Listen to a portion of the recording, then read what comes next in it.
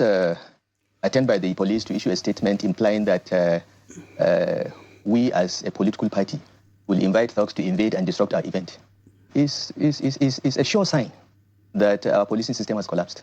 That we no longer have thinking people like my former coursemate, Solomon Arase, in the police. We are classmates in School of Basic Studies, ABU. He studied political science, I studied quantity surveying. A gentleman, may his soul rest in peace. We used to have policemen.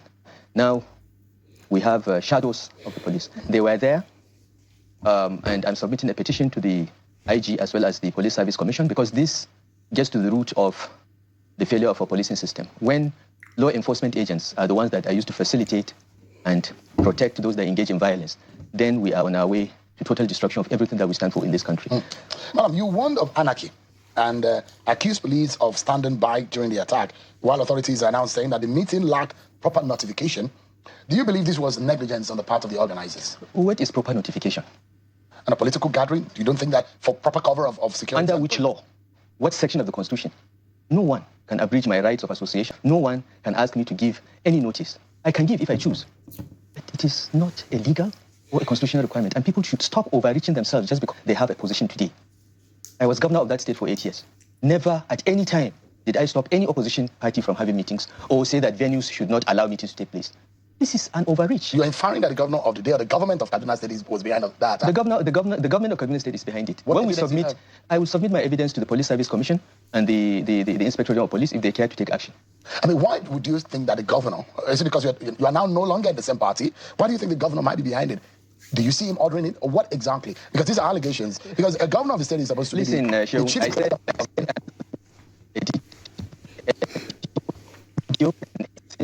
those that ensured it happened, and we'll wait for the authorities to take action. But I thought that ensured it allow everyone to resort to self-help. God help us. Is that what you're thinking? You want to self-secure yourself? I'm not thinking anything. I'm just stating it as it is. If the authorities, and I'll repeat it, for the avoidance of any doubt, if the authorities do not allow without fear of favor, and force everyone to resort to self-help, God help us. Would you resort to self-help? I did not say anything. I have said what I have to say, Seun. We'll wait and see. This is worrying, isn't it? Because some Kaduna ADC leaders have disowned that inauguration. They are not ADC leaders. In fact, they claim that you are not a member of their party. Listen, Seun, okay? You can say whatever you want to say, but this coalition was started by a few people. And even a fool knows I'm one of the leaders of the coalition. Whether I'm a member of the party or not is beyond the pay grade of a thug in Kaduna parading himself as an ADC leader. Who are ADC leaders in Kaduna? After that statement, which was procured with the payment of 200,000 to the state publicity secretary, his own state working committee have disowned him. And they said they are going to subject him to disciplinary process. I am not just a member of the ADC. I am one of the leaders of the coalition. I'm one of those that worked to bring this thing together. You think some lowly member of the party in Kaduna, or claiming to be a member because he's not, is the one that will determine whether I'm a member or not? If you want to know whether I'm a member of the ADC or not, please call the national chairman of the party, Senator David. Because the membership of a party, everyone is supposed to be rooted in their ward, to the local government, to the state. Everybody has to have a root. Even when you were a governor, you go down to your ward to vote, don't you? You don't know the constitution of the ADC, do you? Oh, so what does it tell us? Membership of the party can be anywhere. I live in Abuja now. I can register in Abuja. Have you registered? That's not for me to tell the world. Because I don't need, listen, I'm not here to prove my membership of the ADC. I don't need to prove it to anybody.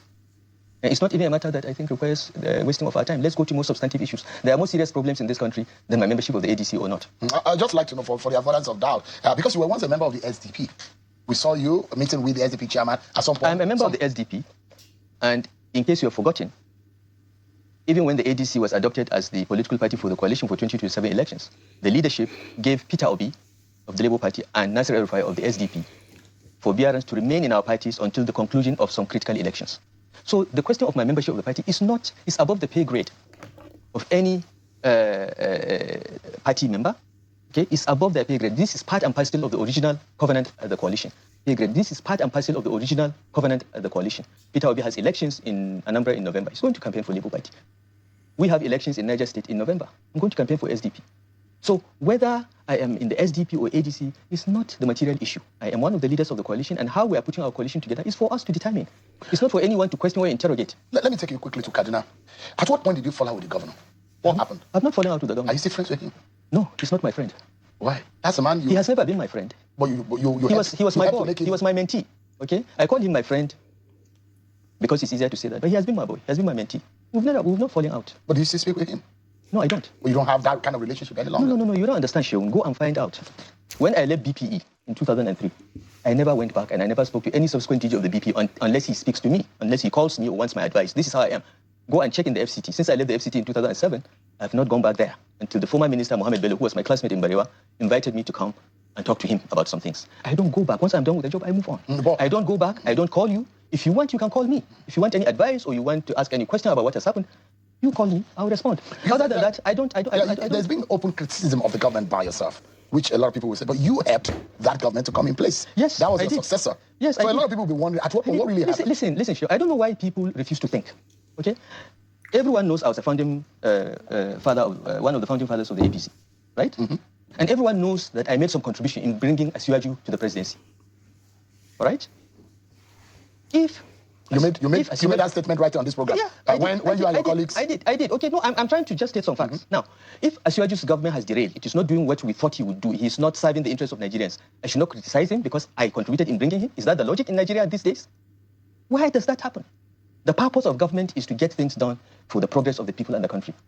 So even if it is my son or my father that is president or governor and he's not doing the right thing, I lose the right to disagree or criticize? Is that what Nigeria has become?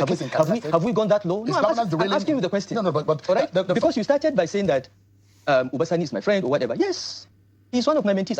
I developed many of them. My biggest pride in life is I've elevated many people. I've encouraged and mentored many people to greatness. Some even greater than me, and I'm very proud of it. But when a person derails, when he doesn't do the right thing, because I contributed in getting him there, I am prohibited from commenting, from disagreeing, or keeping away. Is that what the country has become? What do you make of the governance of Kaduna State of today? Look, I can only talk about my governance. I was governor for 8 years. The results are there. The people of Kaduna State know. And after 2 years plus, they're in a position to compare. I don't like commenting on what is happening in Kaduna because the people will have an opportunity in 2027 whether the government is doing the right thing or not. Let me ask you specifically on the area of security in Kaduna State. There are those who believe that Kaduna State is recording better security since you left office, at least in the last 1.5 years. And some allude to the fact that maybe there was not a better management of the situation, especially the Your question by some said, because it is not correct. It is not true. Just last week, SBM published a report that showed that security situation in Kaduna and Zamfara have actually deteriorated under this government's watch. Okay? A week earlier or 2 weeks earlier, Sahara reporters published another very verifiable and credible report that actually insecurity has been increasing. What the government has been doing, both at national and state levels, has been buying up the media from reporting it. I have people in Kaduna. All the traditional rulers that are in office today, most of them, I appointed them. I get information. Insecurity in Kaduna has not improved, and those in Kaduna know it. You can deceive yourself by buying off the media, you can cover up, but every once in a while, as we saw last week with the SBM intelligence report and the one that Sahara reporters published last week, the truth will rise to the surface. There is absolutely no way that our government, which is the first state government in Nigeria to establish a Ministry of Internal Security and Home Affairs, and invested a lot in coordinating the actions of security agencies, can be blamed for not managing security. No one has managed security with the degree of commitment that we have. And you can ask 3 service chiefs that served in Kaduna and we have. And you can ask 3 service chiefs that served in Kaduna under my watch. One of them is still alive. Farouk Yahya was chief of army staff. He was GOC in Kaduna. I saw him yesterday at the wedding. You can call him, bring him to this program and ask him what we did. What I will not do, is to pay bandits, give them monthly allowance, or send food to them in the name of non-kinetic. It's nonsense. We are empowering bandits. Is that what is going on?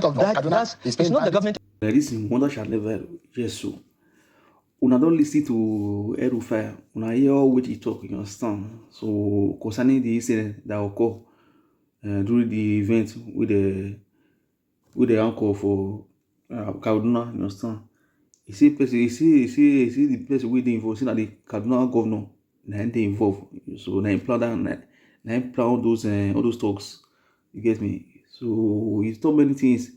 He also said that he said that federal government they empower bandits. when he told that one, I just laugh. If I say this motherfucker say during eternal, you understand?